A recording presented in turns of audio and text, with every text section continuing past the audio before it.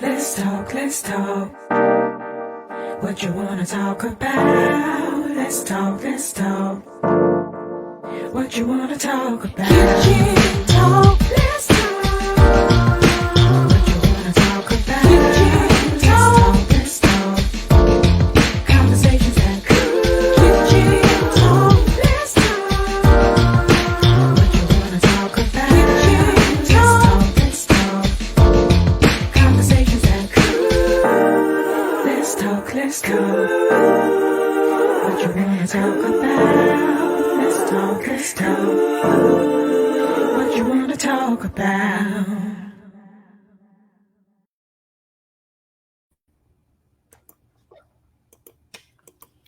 Hey, hey, hey. Hello there. Good evening. It is Kitchen Talk CTC, Conversations That Cook. I am super, super excited. I just love doing this. So I'm always excited when I get a chance to come on and chat it up with the people. I love it. I love it. I love it. Listen, I gotta play this one theme before we get started. Because it has inspired me. So now, whenever I do this show, I'm going to play this video. All right, y'all ready? Yeah. All right, here we go. Okay. No, I don't mind vote. Yes. Yes, I think it's important. You know, see, I'm 100 years old, and a long time ago, we didn't, black folks didn't do any voting or something like that. And it was sounding funny then. Got to go vote. But it's all right now.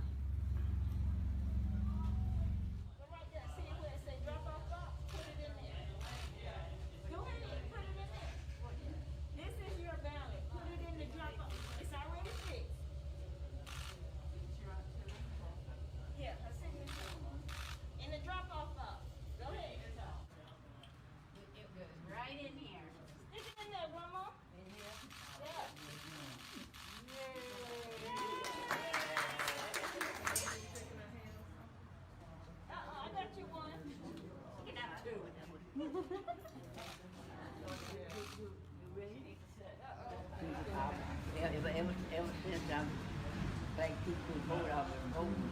And so if somebody don't bring me, I won't have a chance to vote.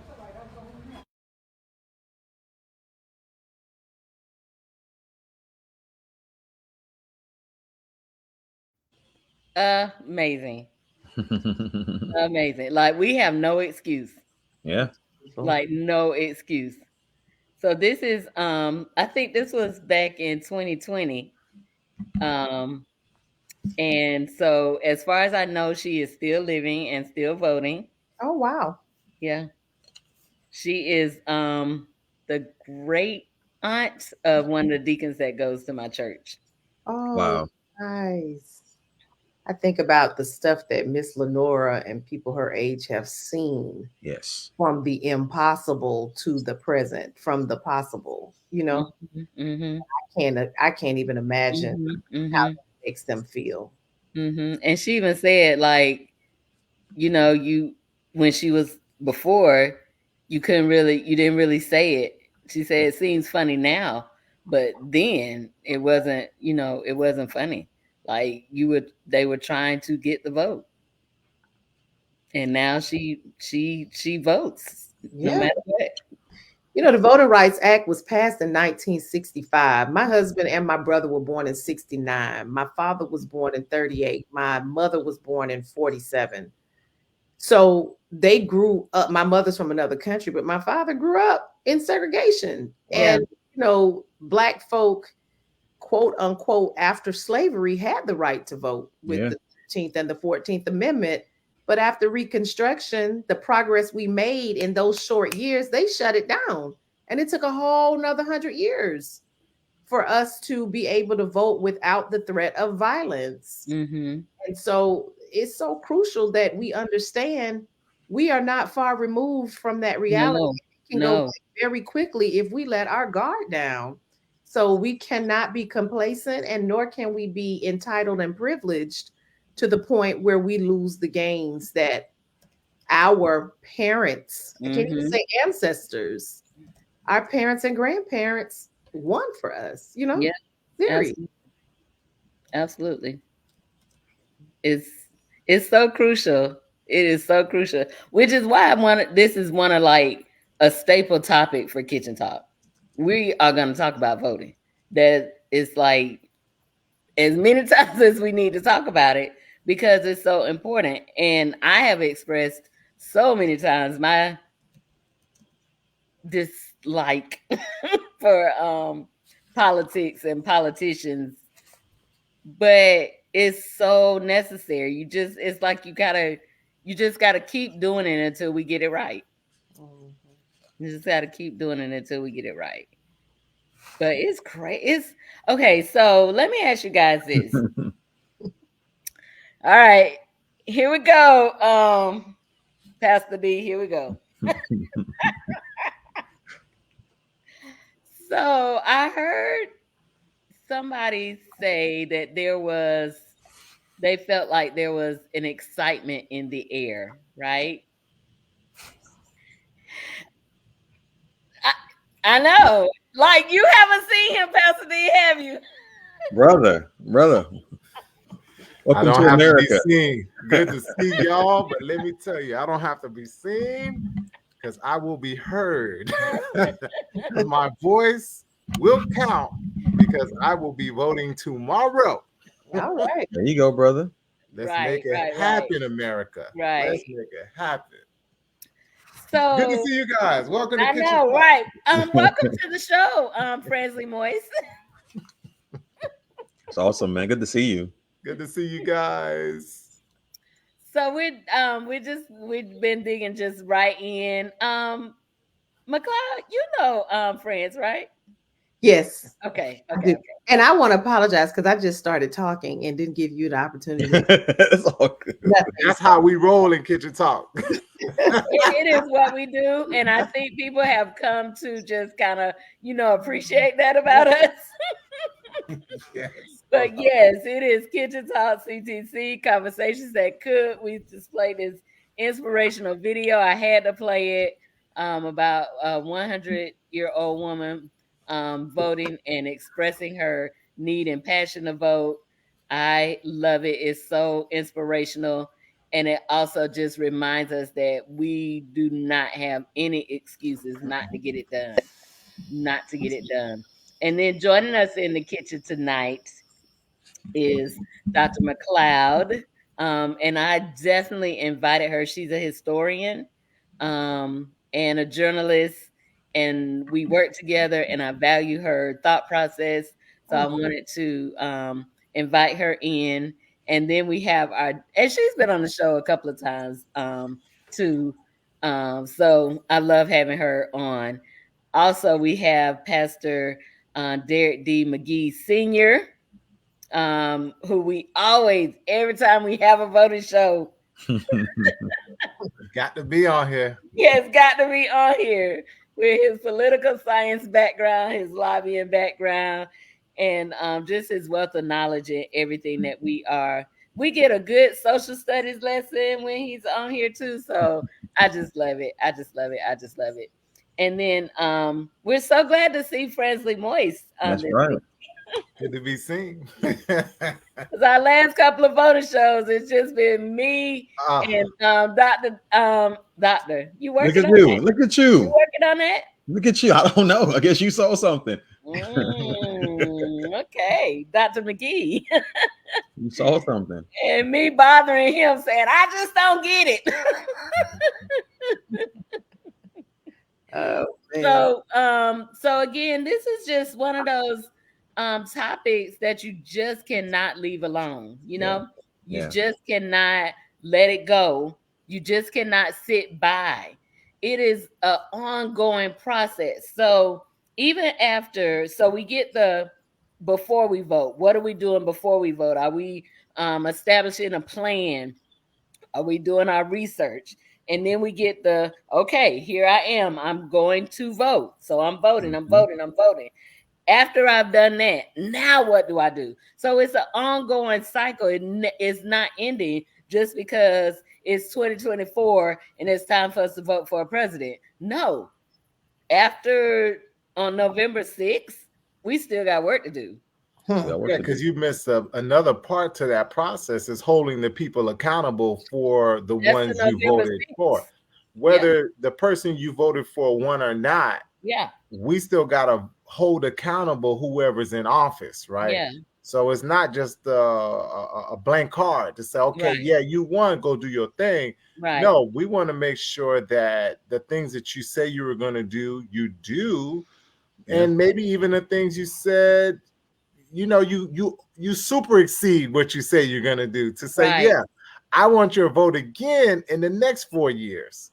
So that is part of the process, right? That I think sometimes we miss is that we have to be in the midst of the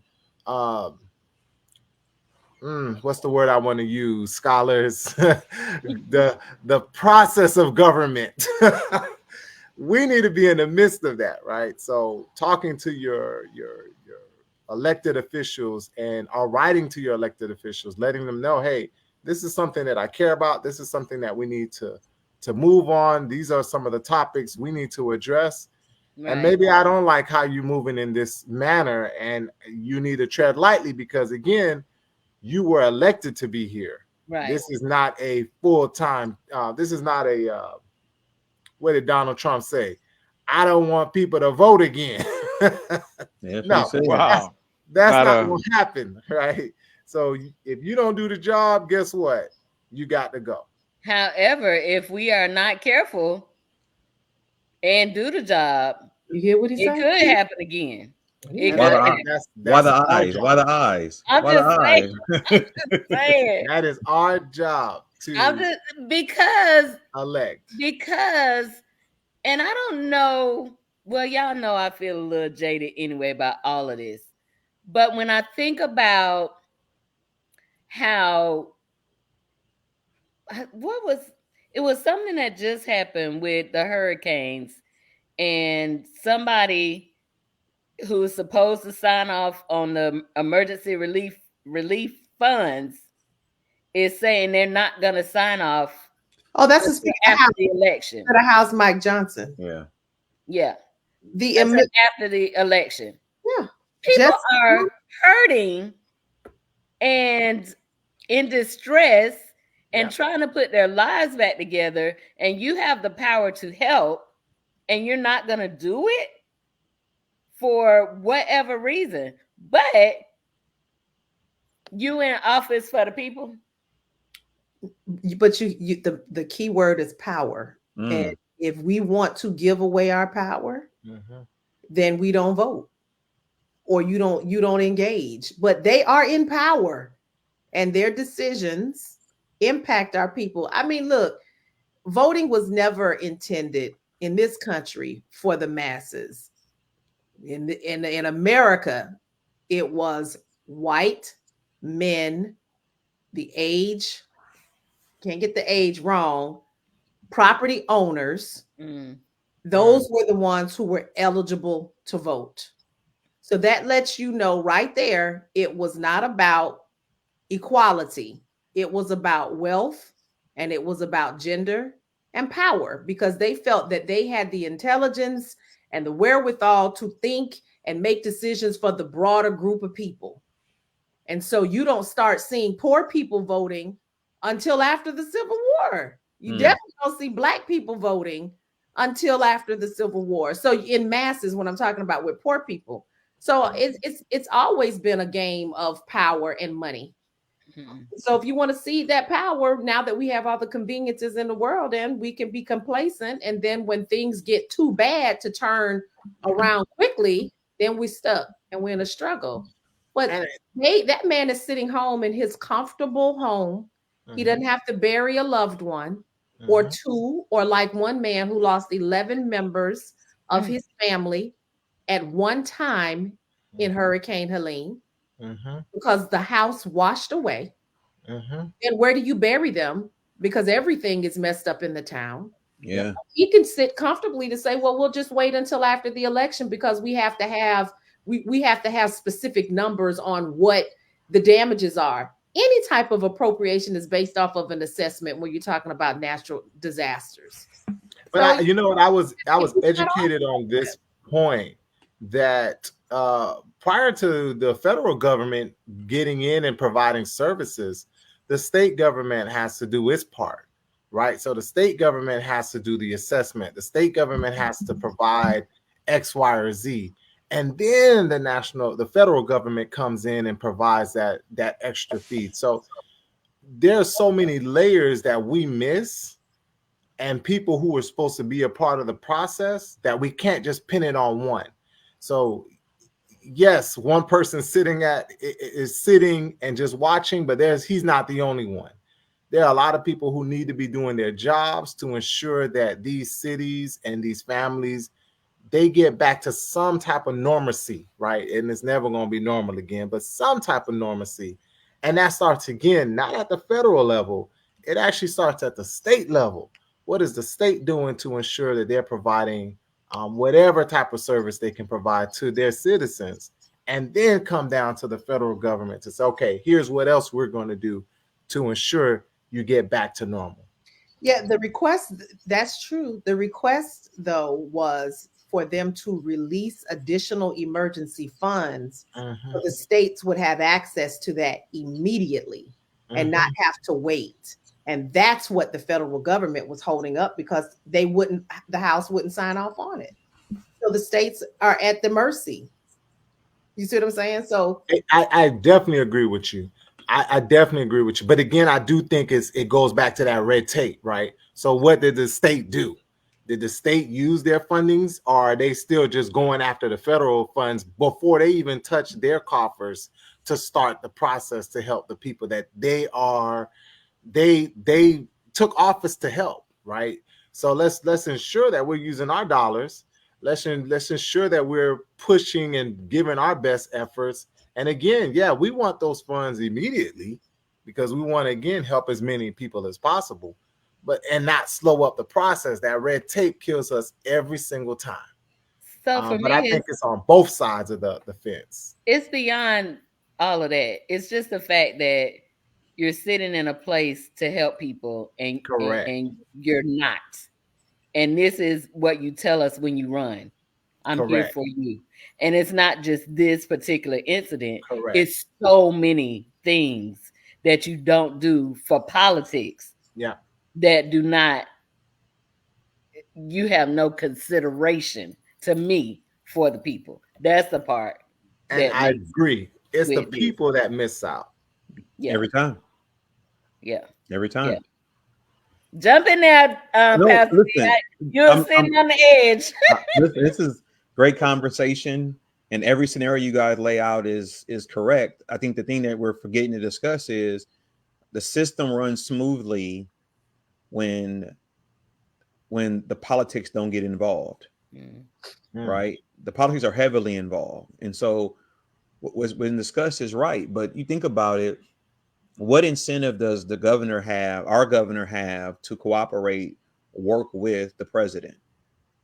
None, right? At this point, now what it comes down to is trying to prove to the viewing world who's doing what. I'm doing better. We're doing all these type of things of that nature, right? It's all of that. I think, and Dr. McLeod said this, right? The for me, the opposite of help is power. Right. I mean, people don't look at it that way, but I look at it that way because, help is me thinking about you.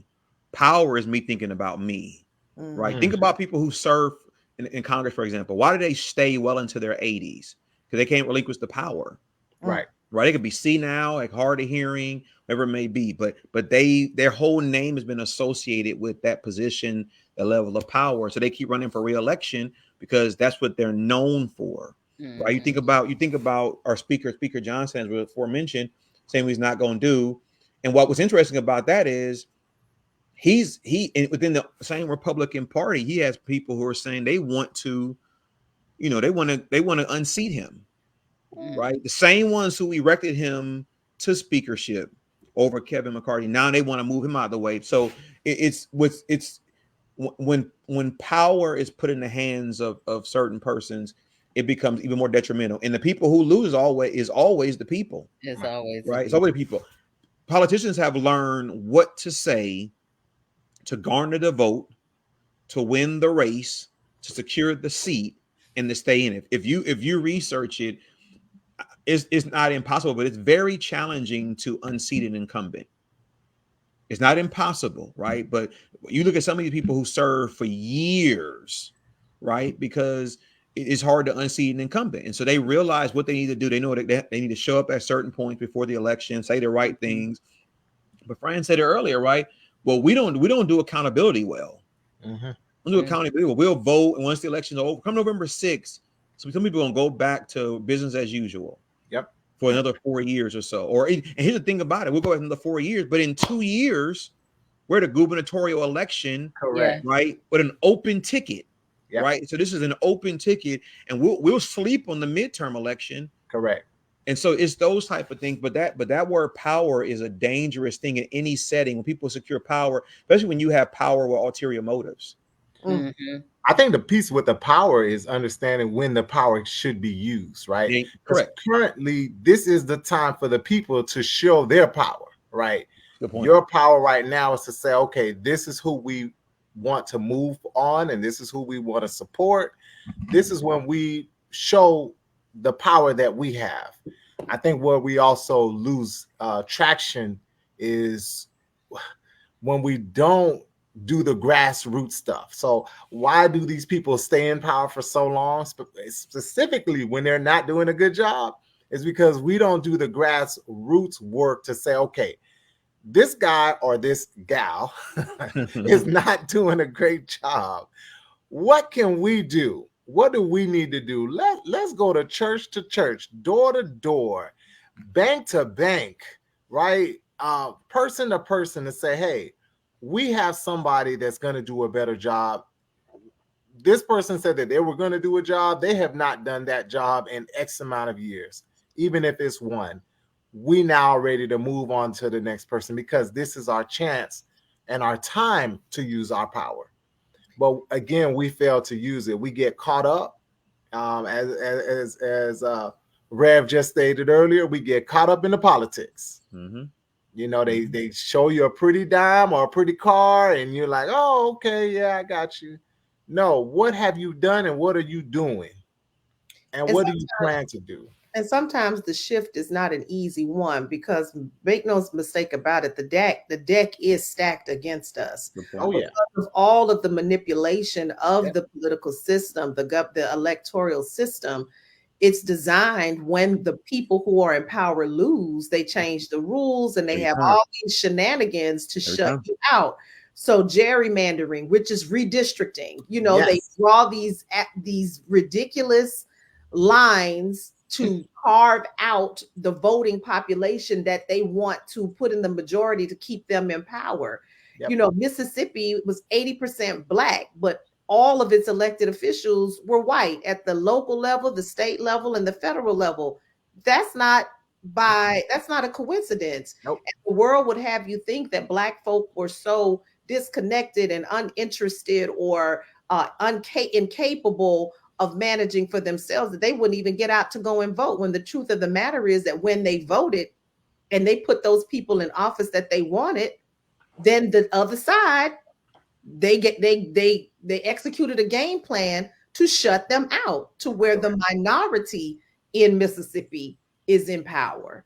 Yep. And so we have to work extra hard. We have to be vigilant. Mm-hmm. We have to get these people in office so they can have a seat at the table, to make a difference. People who reflect our values and our interests, to make a difference. And a lot of it, like Brother Moise said, it's at the local level. It's the grassroots level where the change is made. And you can ask Obama that, because that's how he got to where he got. It was all grassroots campaigning and exercising and service.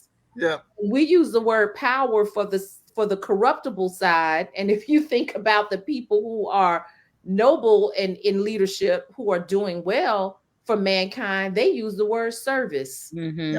So it's power versus service. You know, and as you were saying that, that's who I was thinking about. You know, that Obama push, that Obama, hey, we're going to start from the bottom. We're going to start talking to people. We're going to start building coalitions. We're going to start doing all that we can to show that, hey, we are part of this process. And we just didn't come here to yesterday. We've been here. We know who we need to help. We know where the issues are. But Doc, there's still an issue that you brought up earlier. And I use this in my workshops. If you don't know how to play, you're going to get played. You're going to get played. And see, we've been getting played since the Civil War. The game has changed. The people have changed. You won the war, but you didn't win the war. You won the election, but you didn't win the election. You got the area, but no, we're going to change up the area. So we got to be in the game to win the game. So I'm hoping that people come out, they vote, and all that is good, but we also need to stay in the game. Keep the people accountable. There's a lot of races. So we all just talking about the presidential race, but you got to vote down that ticket. Yep. You So definitely have to vote down the ballot. You got to go down the ticket. And France, I always have a problem with France and that play to get played. And my reasoning is you're gonna change the rules. So because you don't know the rules. How can I learn the game? I'm gonna change the game. How can I play the game if the rules are constantly changing? Correct. And that's the problem. So in order to play the game, you got to know what the game is. Like we can know the game, we see the game, but if you keep changing the rules every time we meet the game, and it look like we about to win, and then you pull the goalpost. Like, oh no, it ain't on that line no more. It's down here. So I won't subject y'all to me and France in that way. Hold on. No, but though I like that. So let me give you an example though of how what you said is true. Let me give you an example of how we mess up, right? So I lobby the legislature here in Florida. Every 2 years, the presiding officers change over, right? So November 19th, we'll get a new speaker, a new Senate president. They'll serve 2 years. In that same org session, they also vote on the joint rules that will govern their chambers, right? Typically in years past, right, it's like a rubber stamp. They put it up there, members vote, usually pass unanimously. As you progress through session, you start having Democrats who are in the minority in Florida. They will complain about things happening on the floor of the House or the Senate chamber. They will complain about things occurring in committee, right? They will complain about whatever it may be. It wasn't until maybe 4 years ago, Representative Dottie Joseph from Miami did something that was unusual. She voted against the rules at the org session, which, mind you, is a celebratory time. Everybody's taking the oath of office, being sworn into office. They just won their races. She voted against it, and it did an article about it, and she got some pushback. And the people asked her why she did it, and she said because she came to the realization that when I vote for these joint rules, I'm voting to endorse the same document that ties my hands later. And so there are examples where, because we don't read what they're putting in front of us, right, in any setting, right, you may be literally voting for was actually keeping you disenfranchised. Yep. Right. And so that's important. You talk about down ballot. I was just watching Jamal Harrison Bryant has a podcast today. He actually on there, he uploaded, he interviewed Stacey Abrams. And she was talking about the grassroots in Georgia. Dr. McLeod mentioned about how every time they lose, they change things. But she talked a lot about down ballot races, right? About city and county commission, about school board. And she said, everybody's aware of who's running for president, but them same people most times don't know who's running for superintendent in their own community. Correct. And she said, if you want to know who's going to run for national office tomorrow, look at who's running for local office today. Yep. She said people don't realize that because we don't focus on what that looks like. But again, another good example is judicial races, right? Yep. Who's on there for judges? Yeah. Right. At the end of the day, those are the ones making some critical decisions that's going to have a major impact. Last thing I'll tell you. So the biggest amendments we have now in Florida that's getting a lot of attention is Amendment 3 and 4. Some people don't realize and is no matter what, as they say, the amendment passes of 60% or more, it comes back to the legislature for implementation, right? Give you a good example with when they did the restoration of rights for felons. That came back to the legislature. You know what they did?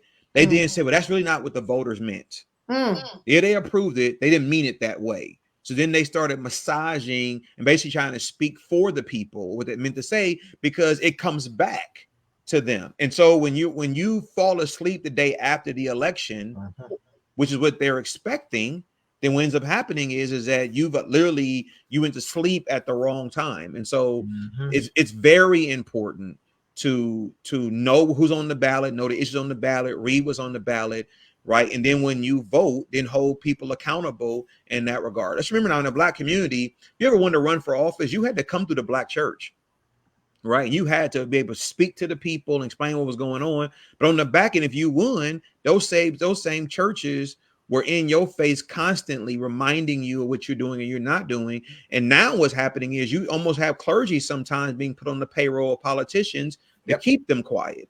And I can say that as a clergy, right? Keeping them quiet.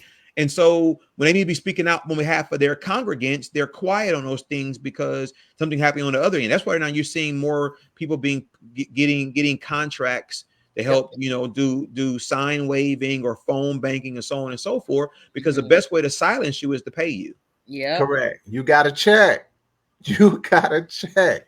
But you forgot that you're supposed to be the person that check these people. That's your job. Your job is to check somebody. But you rather get the check to do a fun. How many? We're not going to go to the church today. We're not. So speaking of money and checks, we have some great churches and some great pastors absolutely doing the job, who are in the trenches. Yes. They telling their folks what is a part of that process of coming to the Black church is the education, right? Correct. So not just saying, oh, this is who you should vote for. No, this is why this person, this is why you should vote for this person. This person aligns with the values and the vision that we have for not just ourselves, but for our community. When we start losing that, we have a problem, Houston. Yeah. But you know what I like seeing just here recently in some churches that I've been in, and the politicians come in, they get acknowledged, but they don't get to say nothing. They'll get the microphone, though. I love it. I love it. The microphone. I love it. You know what it is, right? We're so glad to have you today. Oh, praise God. Usually what happens, though, is they're used to getting the microphone early in service. Right. Which affords them a chance to leave, to go to another church, or they end up doing 3 churches. So when you make them, you don't give them the microphone, right? Then they have to sit through the whole entire service. And there are some who they come for the full worship, right? They may even call you in advance that I want to come to your church, things of that nature. So what I usually do at my church is at the end, I'll acknowledge them, then I'll say, hey, this person's running for this seat or whatever. They'll be out in the welcome area. Anybody have questions for them, you can go out there and ask them questions. And whether they had agreed to do it or not, now I put them on. Yeah. Now you have to wait around, right? I think that's important. I'm gonna give you a race in Leon County that many times we don't think about, and it's property appraiser. Yep. Right. Like if you were a homeowner, right, like that, like you want to know what's going on in those regards. But again, everything we see is always at top of the ticket. We don't think it at the bottom of the ticket. We just don't think about what that looks like and those impacts. I'm going to always be an advocate for voting. I don't care how people feel about, well, my vote don't matter. I'm gonna always argue against that standard, right? We have to. You absolutely have to. I think this upcoming presidential election, I think the media portrayal would have you thinking a lot of things, right? It would have you thinking that there are a population of people who's not going to support Harris. If you think the race is going to be close, I think it's going to be a close race. I think it's going to be close race. Close and it may be it's going to be a late night. But I don't know about that. I think there are people that they have not accounted for that are gonna show up. Right? I agree with that. But when I say a late night, I'm saying it in this regard because you can't assume that let's say Harris wins. You can't assume that Trump is going to concede.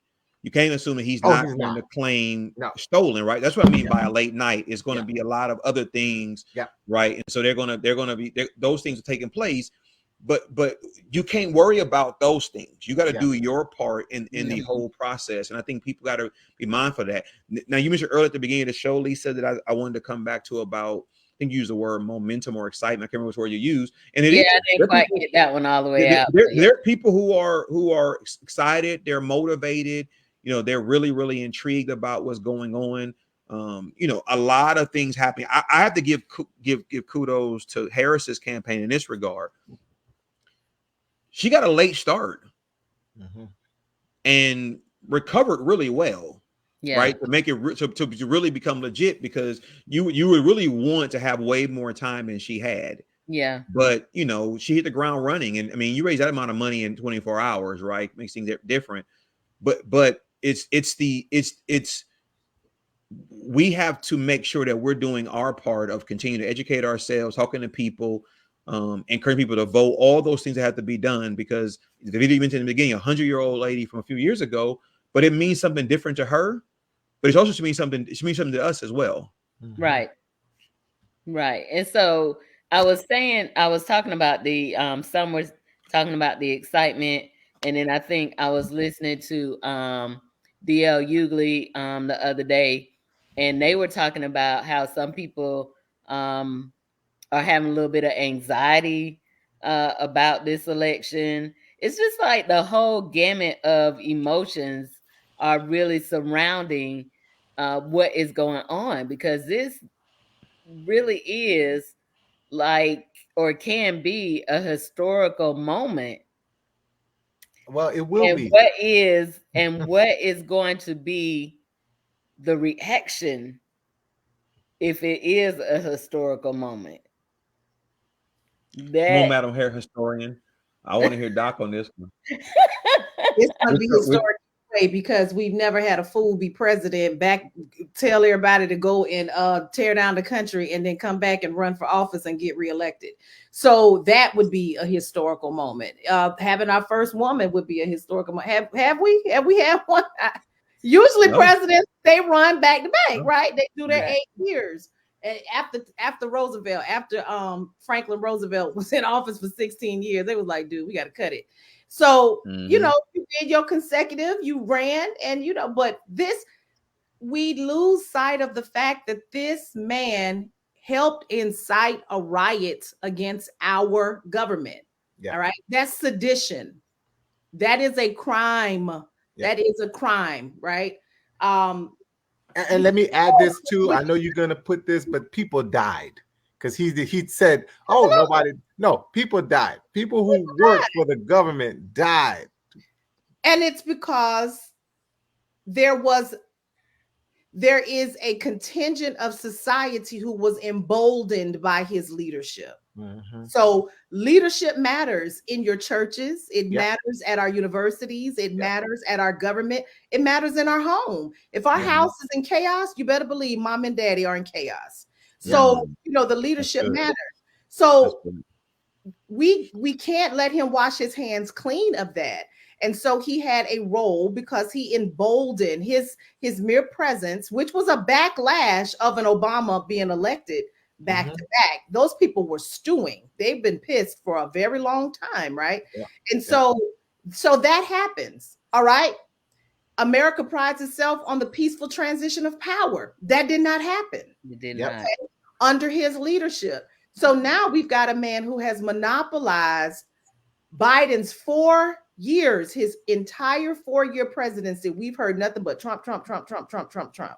So he's had a major influence, a continued influence on politics in America.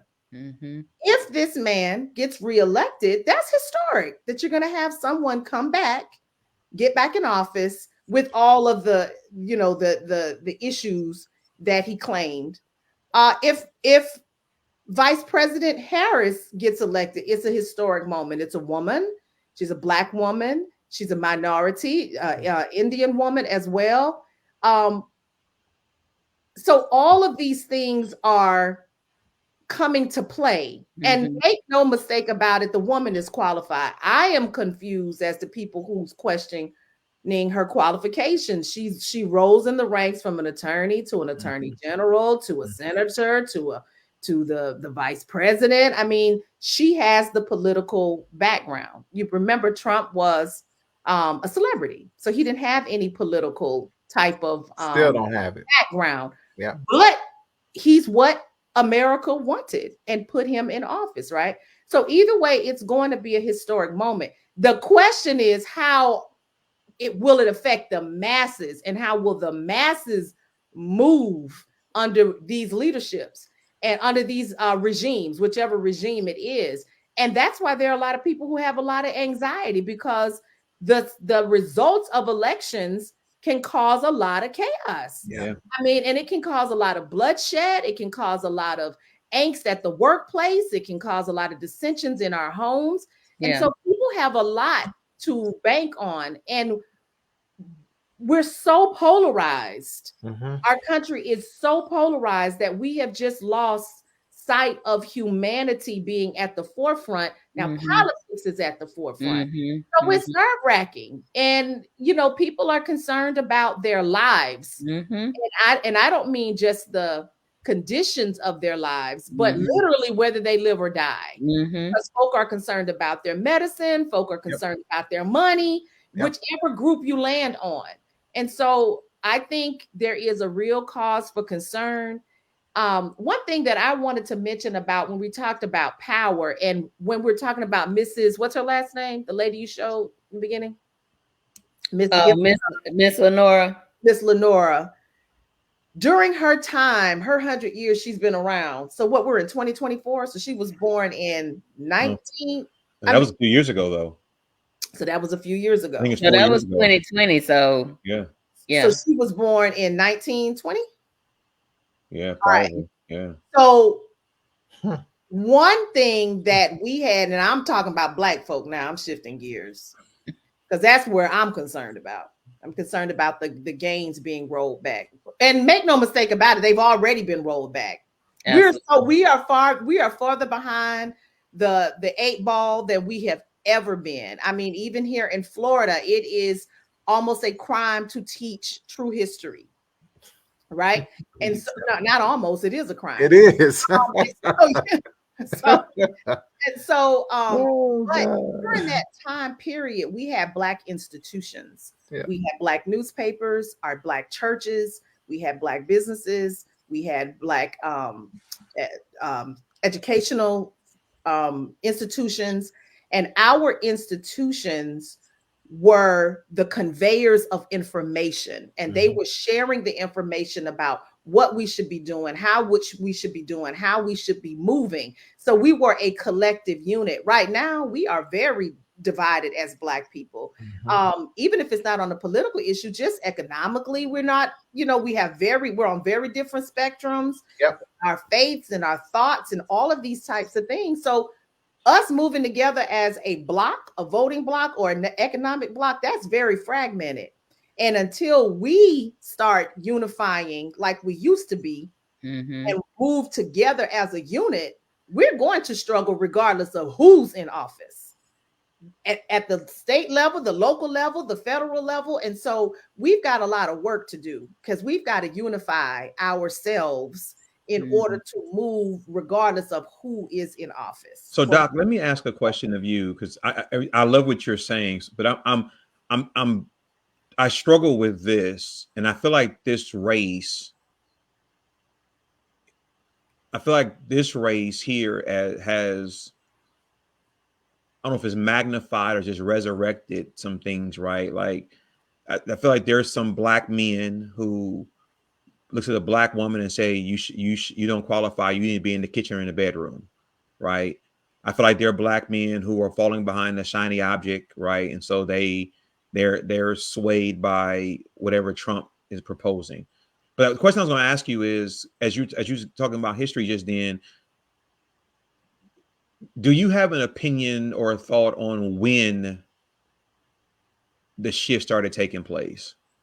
For us as a people, Black men, or just Black people in general, where we just started almost inner fighting each other versus just fighting together against whatever. It's not, we're not fighting each other. Yes, where the fragmentation became. Yes. I think, first of all, our first form of fragmentation is going to be economic, and I think it's a clear arrow pointing to integration. Okay. And so when integration happens and we get the opportunity to be in different spheres in society, now it is more of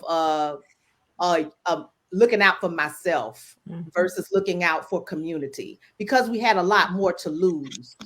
Prior to integration, the ones who were the wealthy elite, 9 times out of 10, they were using the positions, the tables that they were able to sit at to advocate on behalf of the masses. But the masses were also supporting their businesses. These people were the business owners in the community. They were the ministers of the churches. And so they had the Black mass support economically, and they did not have to depend on other groups to get or maintain their wealth. Once we start integrating and our money is now outside of our community and our customers are not just Black folk, our parishioners are not just Black folk, I need to depend on other people's money. That's going to affect my voice, and it's going to affect my comfort level, because now I have more access. So I would say in the period of integration coming in the end of the 1960s, the early 1970s, is when we really start seeing a lot of fragmentation. Even in you can see a major shift in the 80s. That's when you start seeing a lot of Black people breaking ceilings, economic ceilings in a lot of industries. Like, you're going to have Oprah is going to rise in the media industry. You're going to see Black athletes are now going to get paid, $1 million contracts, when before they were never paid that kind of money. And so you will see them having access to this money and access to this privilege. And now I have a lot more to lose. But at the same time, the politics shifted too. And our communities became fragmented and decimated. So now we don't even have communities to call our home. Yeah, you're right. Where you had the wealthy Black elite living with the middle class, living with the poor in the same communities.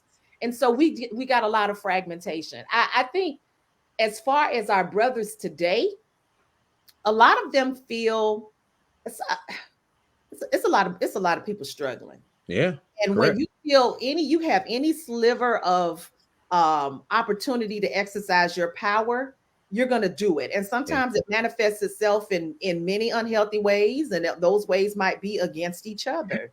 And I think what's happening with a lot of our brothers, some of them are feeling emasculated, some of them are feeling unappreciated and taken advantage of. The same old argument about the Democratic Party taking us for granted is the same argument that they had when they said the Republican Party was taking us for granted. So I hear what they're saying, but at the end of the day, we have to move as a unit. Little individual pockets is not going to it's not going to help us. It's going to do more harm than good. But I would see that shift in integration. I know that was a long answer. That's hopeful though. No, it was great. It was so great. I do want to say, go ahead, Lisa. Go ahead. So I hear what you're saying, and then you can help me too. But hasn't there always kind of been a little bit of a divide, like especially with like schools of thought? So you had W.E.B. Du Bois, and you had Booker T. Washington. You had a Malcolm X, and you had a Martin Luther King. And even since those type of leaders, it's like we all want to get to the same place, but our methods and how we're going to get there, I think that is one of the things.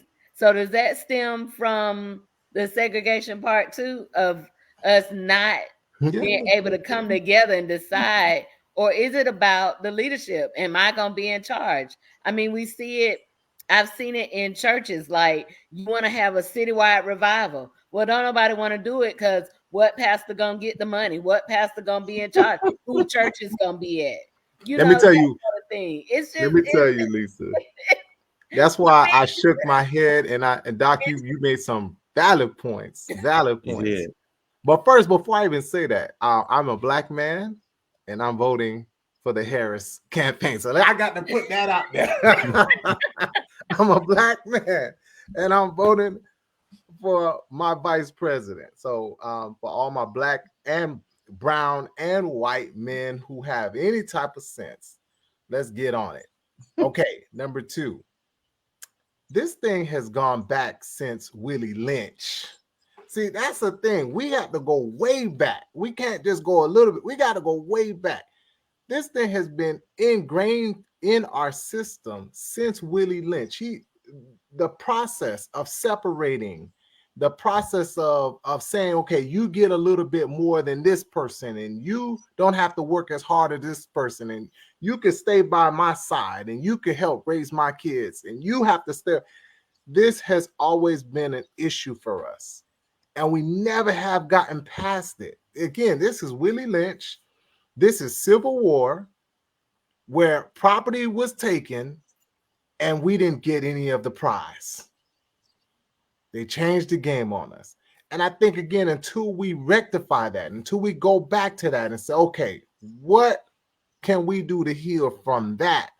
We're consistently going to have a problem. I think we've had pockets where we've done a little bit better, where we say, you know what, this is an issue, so we're going to come as a united front to say, hey, we're not gonna take this no more, right? The new phrase now, we're not going back. But there are certain things that, for me, is how do we continue that momentum, even when there's not a reason for all of us to stand up, right? There's not a person who died, a major issue to bring us all together. What is it that we can say? And really, it should be what it is. You are a black woman, I am a black man, and we are a black community, and we're moving together in unison, right? Willie Lynch. So there's always going to be dissension. People, because people are not monolithic. The difference between the era of Willie Lynch, which is a period of slavery, is those people were trying to survive hell on earth. And whatever form of peace or survival that I could snatch while I'm playing the game with Massa, or if I have to turn against my brother, whatever it is. And remember, these people are disconnected from their homeland, don't know where they are, how they ever gonna get back. Their children are being sold. So that's a game of survival, not even a game. That's a rule of survival.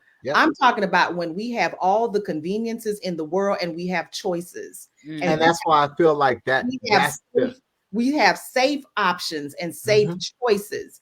And make no mistake about it, we got out of slavery with Black folk moving in unison and unity together and strategizing against a system, playing folk, playing the game. They had to figure something out. W.E.B. Du Bois and Booker T. Washington, they are the recipients of freedom. They are the inheritors of freedom. And just like my son will never know the struggle of growing up without cable or air conditioning or a heater. Come on now. Because he is the beneficiary of my convenience. And, you know, my mother and my father, what they went through, I didn't have to experience that. So those two eras, they are the beneficiaries of freedom. The difference between Booker T and WB is Booker T was enslaved. So Booker T had to say, this is how we move in a society that's mad. We're fresh out of slavery. Don't pushing these white folk too far. Let's try to make some means by using the skills that we already use to make them money in the system. W.E.B. Du Bois was born free in the North. He was able to get an education. So they had two totally different experiences. What I teach my students is we miss the villain. And the villain in the picture is the media. It is the mainstream white America who's telling you choose. You have to choose one or the other. That's good. That's good. Divides us. When in the reality was Booker T's way would work. Yep. along the same way that W.E.B. Du Bois' way would work, Yep. the same way where Marcus Garvey's way would work. Black Yep. folk, we need all of it. That's good. Correct. And all at the same time. You Correct. are Malcolm so right. and they said, pick one. You're Yep. either going to be on the side of the man who is saying non-violence at the hands of violence, Yep. or the man who's saying justice by any means necessary. Right. Which way do you think the media was blowing us? They were blowing us to Mount Malcolm, King. They were blowing us to Reverend King because he is the safer of the choice for them. Correct. But in the reality is we needed King and we needed Malcolm. Yeah. Right? But we fall for the okie doke. Yeah. And that's Doc, that is exactly what I meant by Willie Lynch. Yeah, we're trying It's to grab the same process. It's just switched in a different, they just manufacture it in a new light, in a new way. Yeah. Right. Why it's So the important to media know your is history, so we won't keep falling for this. We are too smart for all of this. Yeah. Yeah. And even those two men, Malcolm and Martin, came together. They did come together. Correct. Yeah. Correct. To say, y'all, we fighting for the same right. Yeah. Correct. Let's work together on this. That's why they took Malcolm And out here. That's the danger. That's the danger right there, is the fact that those two came together. That's the danger. We tolerate you when you're fighting each other. Yeah. We tolerate you when you're not working with each other. But hey, once we see the power that you have when you unify. And see, that's the biggest piece that I think we miss out on. It's not just the black unification or the brown unification or the yellow unification. It's a unification of how do we make America better? Right? How do we help the people that are disenfranchised? How do we help the people who are not doing well? How do we help move that? Again, they want to see you fight. They want to see you separated. They don't want to see the unification. I think about there's violence, but go ahead. I think about, and y'all know me. I was saying when you do unify, there's violence to separate you again. Of course, yes, it's clear. Yes, it's a dangerous existence. Yeah. So yes, you have to have people who are fearless. And because it comes back down to not just color or it comes back down to power, right? Because I want the power, I got to keep certain people at the bottom and certain people at the top. Yeah. And as long as I can keep y'all talking about who gets what and when and how, and I'm going to continue to work this game until we start to say, no, you know what? This is about the people. Whether you black, brown, purple, green, or yellow, we want to have, there's one thing I realize, no matter where you come from, everybody wants the simple things. If I could have the simple, then I could move to everything else. Water, food, shelter, right? Security. Education, security, upward mobility. If I have those opportunities, how much more can I do? Then I get to choose. But when you start taking that away from people and separating people, now you control the game. Yeah. What actually just came to my mind was, when we talk about unifying, was the Bible. Like, even God was like, ain't nothing they can do if they together. Yeah. Nothing is impossible to them if they together. That's why you go down that tower. I mean, scripture says, behold how good and how pleasant it is for brethren who dwell together in unity, right? Yes, there's a power of unifying. So then the same way there's a power for unification, there's also a power to have division. Yeah. Right. Like Doc made a really good point. And we never hear this, but I'm so glad you mentioned it, is Malcolm and Martin both ways worked. Yep. Right. And you didn't have to pick or choose either one. You know what I'm saying? Like it's that realization. I remember when President Biden announced he was not going to continue running for re-election, then he instantly endorsed Vice President Harris. Right. And, there was a drag out. But if you research that closely, if you notice, it wasn't black older Democrats that had an issue with her. right? It was the older white ones. They were the ones saying don't, because if they can go into convention, right?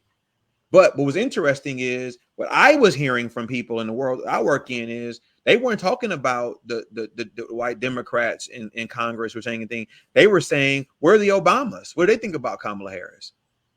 Right? It's like, well, the Obamas are not with her. Like, again, pick a side.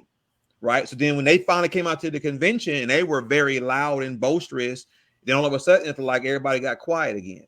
But it is the mindset of you got to pick a side because only one's going to really work. And let me put this out there. They're doing it now, right? Yeah. Pick a side, Republican or Democrat. Pick a side. Yeah. Let's get to the point where we can pick the best person, right? Whether it's Republican or Democrat, the best person who has all of this. I don't want to pick between. We've said this before on our show, the lesser of two evils. Yeah, that was the Trump and Hillary. What in America? With all this education, with all these people who are scholars, who have the ability, let's start picking the best of the best, because the best of the best is going to put us at the best to be. But you know what, friends, you can't pick the best of the best when what are the qualifications to be president? None. I should not be a convicted felon being None. able to run It's for no office. qualifications. So what? we got You need to to be a go nationalized. You need to be a natural citizen. Yep. And you need to be 32 35. years old. And that's it. And then again, how do we get a pool of the best when there are no qualifications? And then Pookie can run for president if Pookie can run for president. I would vote for Pookie. And I'm going to vote for Pookie. Listen, if Pookie has I don't care what Pookie got. You see, that's the problem. That's the problem. We got to go. We got to leave that concept. If Trump can be president, Pookie can be president. We got to go back to the concept of why I want to vote, and I will be voting for Vice President Harris. She is the most qualified. You go down her list. Where are you getting these qualified from? There are no qualifications. Even if there's no qualifications, show me your resume. Show me your resume. Pookie, you can't show me your resume. You can't make it here today. You didn't ask for my resume. It says be born in America. We need to get to the place where we are picking the best out of the best. Not the best out of the least. You said, send me your resume. I want to see your resume. Show me what you've done in the past to show me what you could do in the future. Listen. And I guess that's what we need to get to in America, so that no matter where you choose, there is no separation, whether you pick Democrat or Republican, that person is pushing for a better America, for a better people, for a better republic. And they will not last long. They won't last long, because at the end of the day, America is about her money. And so you can just look at Jimmy Carter, who was one of the most noble men that had ever been elected in the United States of America. They gave that man hell and they ran him out of office. They were like, you will not run again. But all of his initiatives were humanitarian initiatives, and they call him one of the worst presidents in the United States of America. And it's hopefully untrue. Right. Habitat for Humanity, Medicare, all of these different things were able to blossom under his tutelage. But because he was someone who was looking out for the people, he was not looking out for the money, the capitalism of America and the power of America, then he was dismissed. And so, America it's a fairly new country. It's not very old, right? Correct. And so, but what it has been driven by all the time is money and violence. And that, again, going back to what I said, civil war. They use violence to take what they want. So, we have these two systems. We had a third party that arose, the populist system, and that was, you're going to see a lot of Black people and farmers are in that party. They killed all those people. They broke that up, because if it's working and it's working against the status quo, we're going to decimate it. So we've got it. This is the hand that we're dealt. And then what we don't want to do, like I showed you, Lisa, I sent you that video of Malcolm and Martin and that young man that wrote in Instagram, which I thought was the best oration about why people should vote, why people who feel disenchanted or who feel hopeless or powerless should vote. And the short answer was, you may not have the candidate that you believe in, because you got three choices. You've got Trump, Harris, or not to vote. And the reason and some other people on that ticket. if you don't, and please, and if you don't, if you, you already want to put Pookie out there, write Pookie in. I will. But he was saying you may not line up with Trump. You may not line up with Harris, because there are a lot of people who don't like, there are a lot of Black folk who don't like some of the policies the Democratic Party stands for. We're divided in our houses over abortion, over marriage, over marijuana. I mean, all kinds of stuff like that. And so, you know, people have their allegiances. But what he's saying was, but what you must recognize is that the gains that have been made so far, if you do not vote, that's at jeopardy, and they will roll back. And we see that. We've seen that step by step. We forget that Trump was president for 4 years. 4 years. He's not a new candidate. What did he do in the 4 years that he was president to move the country forward? Backwards. If you can give me a list, right, then you might open my mind to this. But that was a regime that caused chaos and confusion and dissension. Correct. And so, you know, how you gonna handle it? So my point is saying is, you have to see what's going to keep us moving forward and not moving backward. And I can't be mad at people who vote someone different than I support. But at the end of the day, the way that Black folk have ever made any progress in this country is we had to work together. I teach my students that all the time. We had to work together. And the minute we slide from that playbook, we're trapped, regardless of who's in office. Correct. Listen, this has been Kitchen Talk CTC. I told y'all it was gonna get hot. And they cook. I told y'all the kitchen was gonna get hot tonight. I so love it, appreciate it. So listen. 2 weeks, less than 2 weeks now. You have, well, check and see if you can even still. I don't think you can if you have not registered to vote. Nope. Time is up. I know for Leon County you can't. Nah, they can wait for the midterm election. Midterm election. Let's get ready for the midterm election. And I'm really only giving passes to the 18-year-olds, if that much. But if you over 18, you ought to be a registered voter by now. Come on and now. if you think your vote does not matter, just think about all of the initiatives that are being executed to prevent you from voting. Yeah. Yep. They trying to take away the Department of Education. It is some real tactics out there to keep people from voting.